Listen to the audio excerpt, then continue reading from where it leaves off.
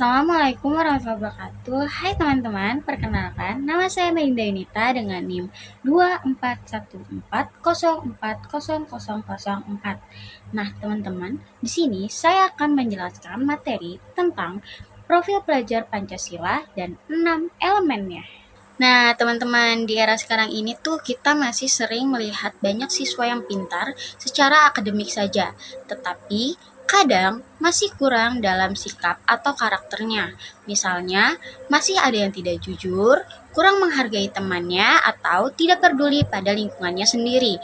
Nah, pertanyaan saya adalah, apakah pendidikan hanya tentang nilai dan akademik saja? Nah, disinilah betapa pentingnya profil pelajar Pancasila pada video ini. Nah, saya akan membahas pengertian pentingnya 6 dimensi utama serta bagaimana penerapannya di sekolah. Oke teman-teman, profil pelajar Pancasila adalah gambaran ideal pelajar Indonesia yang tidak hanya cerdas, tetapi juga memiliki karakter yang sesuai nilai-nilai Pancasila. Artinya, siswa tidak hanya dituntut pintar dalam pembelajaran, tetapi juga memiliki sikap seperti jujur, bertanggung jawab, dan peduli terhadap sesama. Contohnya, sekarang siswa tidak hanya bisa mengerjakan soal dengan baik, tetapi tidak menyontek saat ujian dan mau membantu temannya yang kesulitan dalam pembelajaran. Jadi, tujuan utama profil pelajar Pancasila ini adalah menciptakan keseimbangan antara pengetahuan dengan karakternya. Lalu, ada beberapa urgensi atau alasan pentingnya. Profil pelajar Pancasila menjadi penting karena adanya beberapa tantangan.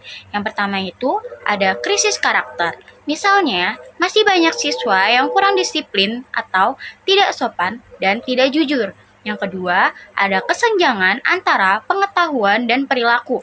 Contohnya, siswa tahu membuang sampah sembarangan itu salah, tetapi masih banyak siswa yang melakukannya.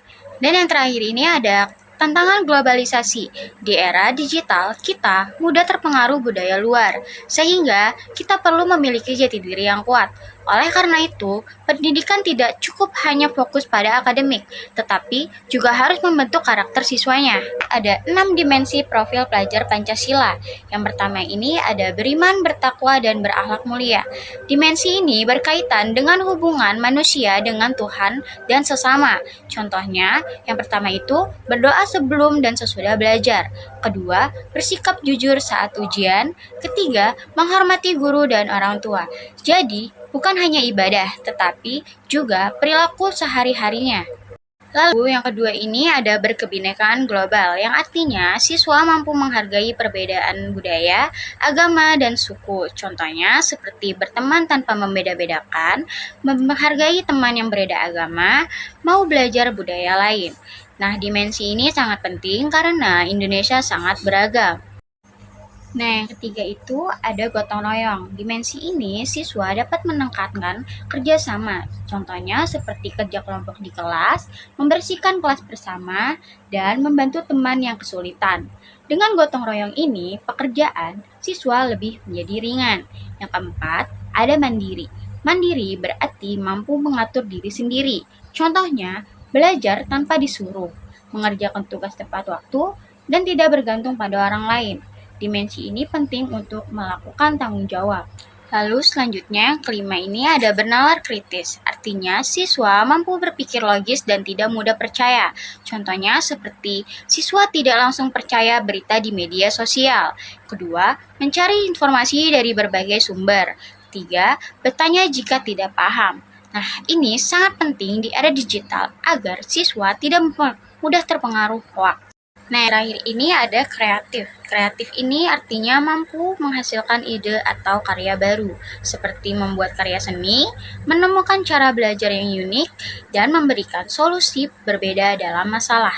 Kreativitas ini membuat siswa lebih inovatif.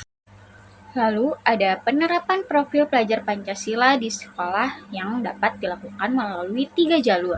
Yang pertama, intrakurikuler, yaitu melalui pembelajaran di kelas. Misalnya, guru memberikan tugas diskusi untuk melatih kerjasama dan berpikir kritis. Yang kedua, ekstrakurikuler seperti pramuka, olahraga, atau seni yang melatih kemandirian dan kreativitas.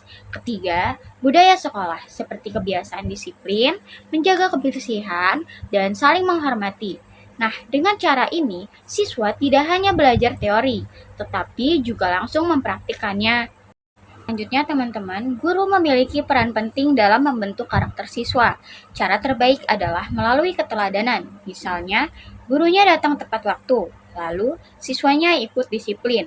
Kedua, guru bersikap jujur, lalu siswanya meniru.